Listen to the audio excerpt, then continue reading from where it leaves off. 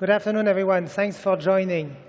I have the privilege to be able to present you this afternoon how we are pushing innovation in out-of-home so that we can keep providing the best experience to citizens and brands. I'm Sylvain Le Borgne. I'm the Group Chief Data Officer for JCDecaux. And first, I'm going to give you a few words about JCDecaux. JCDecaux is a 60-year-old company that has been innovating its way through the past 60 years.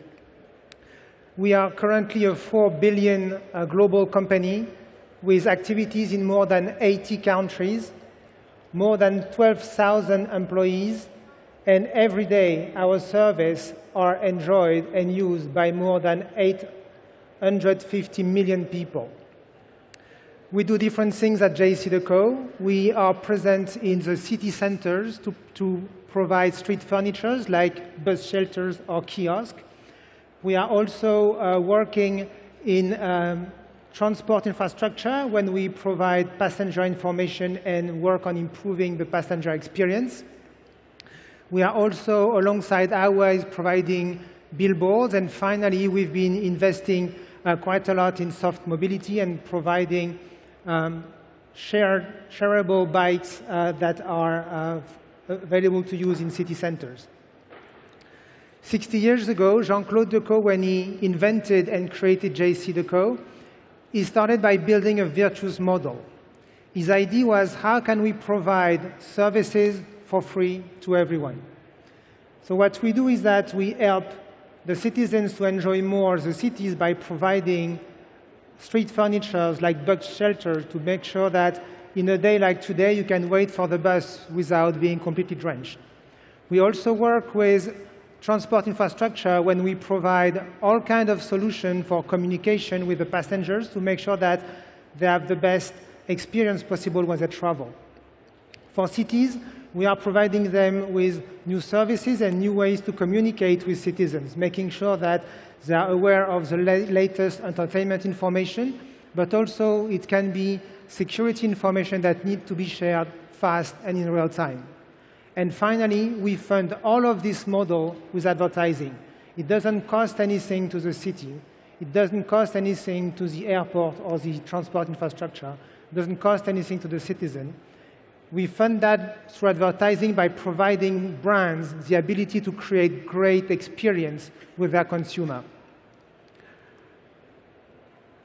The first example I wanted to show you today to exemplify how we've been using innovation to push forward out-of-home. One of the street furniture we are providing is a kiosk where every citizen can buy and enjoy local press and make sure that we push for freedom of expression and access to culture everywhere in the world in the city center. Today, in France only, we have 770 kiosks that are operating. Out of those ones, 160 today are providing different and more services to the citizens. We have had to invent new ways to make sure that we would create this point of access, this point of service for everyone. It can be today an ice cream parlor, a florist, or any other kind of service. The example here is a way to provide fresh produce to people living in the center of the city that do not have too much time to do groceries. So we have created this temperature-controlled kiosk where anyone who is wanting to acquire fresh produce for their lunch or dinner can just come in, choose what they want, and pick up a box with all of this fresh produce. All of that is sourced with short local supply chain to make sure that we promote as local as possible solution for the clients.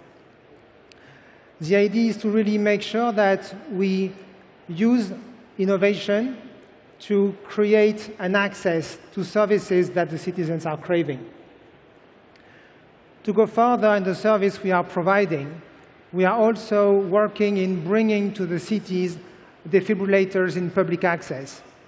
As you know, it's more and more important to make sure that when someone is in cardiac arrest, that a defibrillator should be nearby and functional. In the city of Manchester, that you can see on the left, we have deployed inside of our street furniture defibrillators that are directly and easily accessible to anyone needing to help someone in distress. Last week, we have announced that we are part of the European project AWARE that uses the Galileo satellite constellation to receive emergency messages.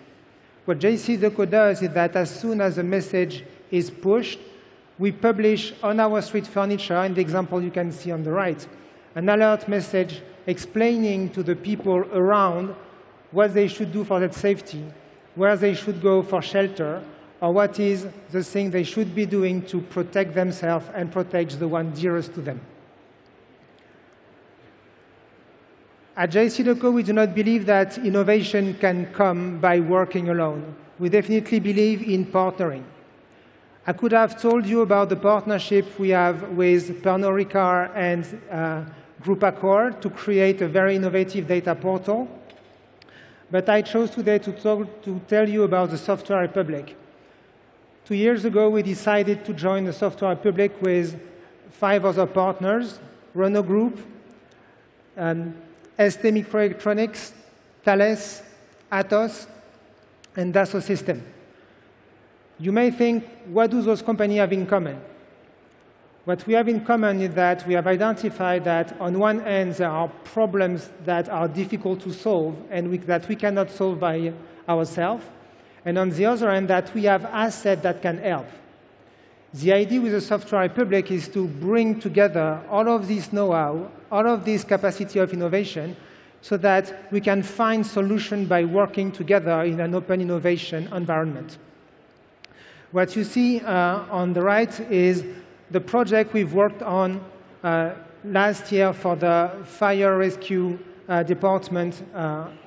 We have worked together to create what we call Vision for Rescue, where we bring all of the capacity from different counterparts when rescue services are needed, making sure that we can synchronize all of the action from everyone.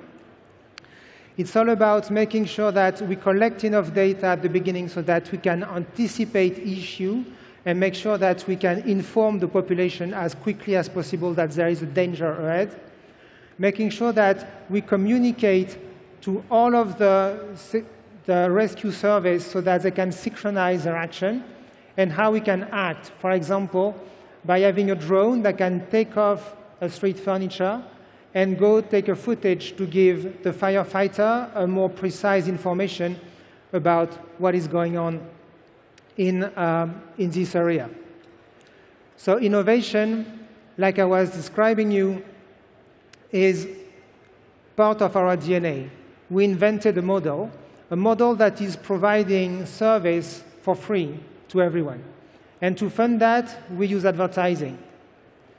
So what is important for us is to also use innovation to make sure that we value advertising the most possible, because the more we value advertising, the more we can innovate and provide services. So in advertising, we use innovation in those 5 examples to work on audiences, to make sure that advertising is going to catch attention, to trigger the campaign live when they are the most relevant, to make sure that we amplify the impact, but also allow for activation through QR codes.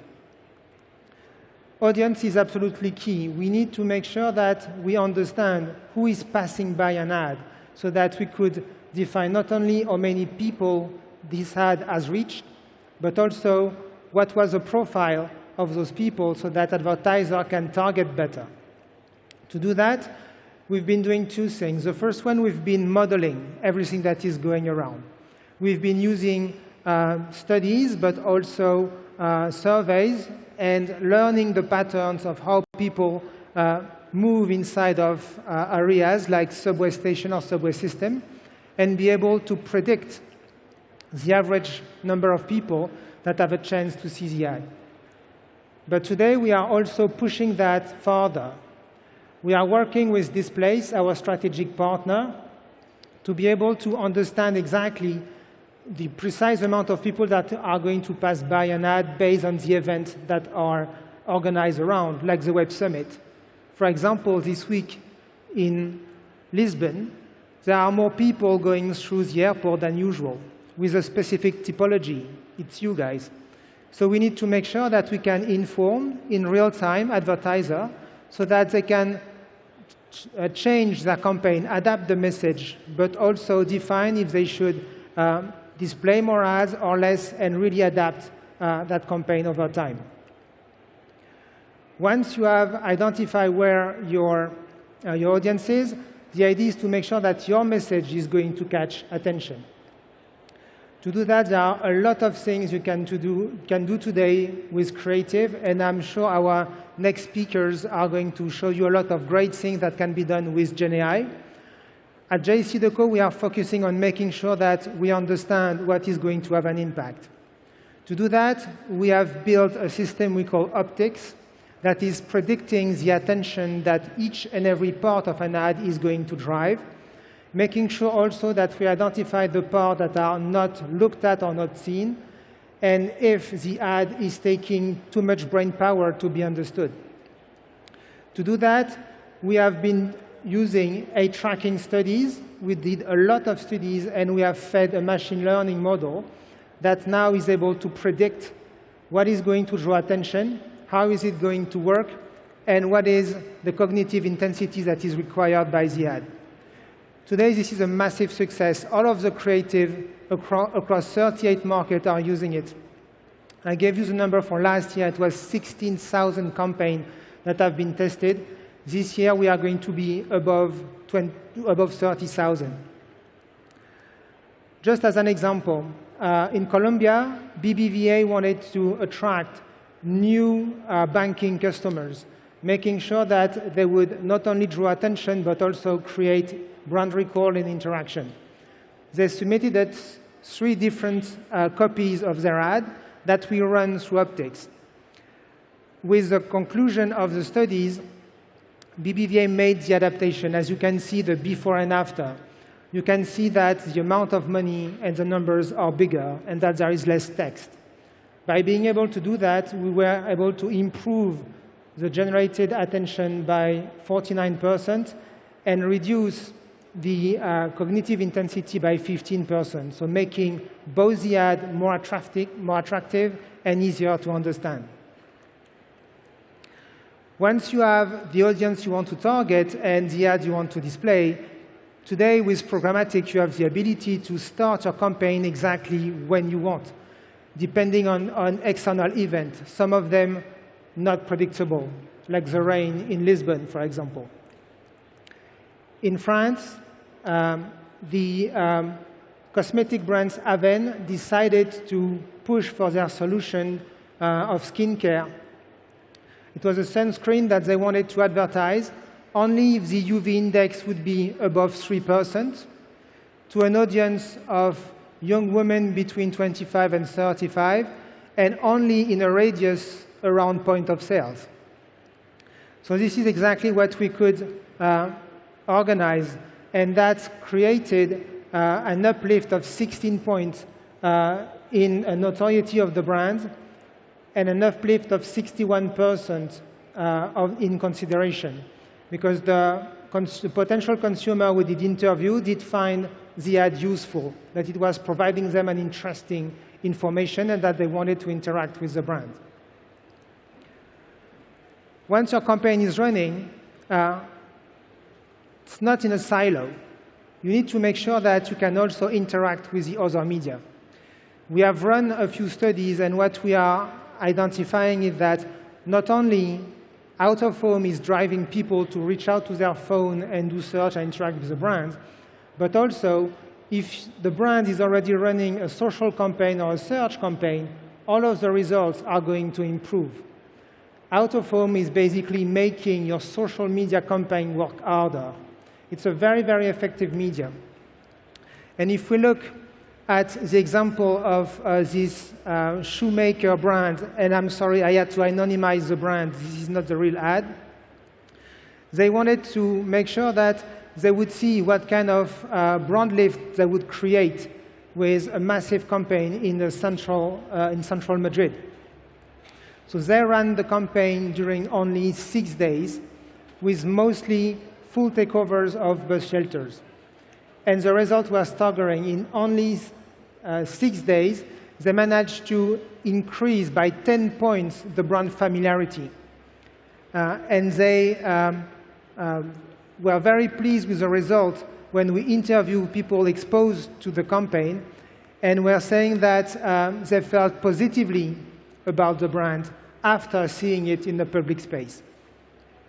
What's happening is that most of the time, we are looking for a very, very good match between the ad and the street furniture that is displaying it, to make sure that we create the best attention possible without being intrusive, but making sure that we create a positive feeling about the brand and the ad.